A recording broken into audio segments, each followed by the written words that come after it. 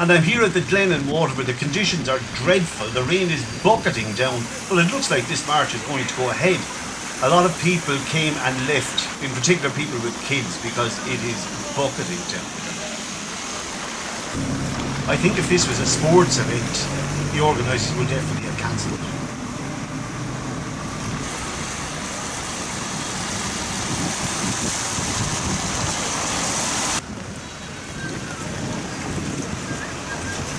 Watch the step, lads. Watch the step. No way! We won't pay! No way! We won't pay! No way! We won't pay!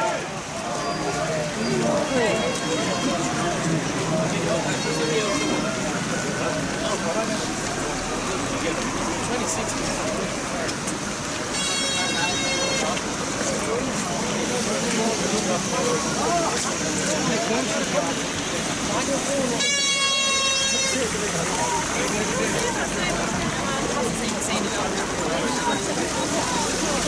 Well, Trevor, it's going by, you alright? How you doing?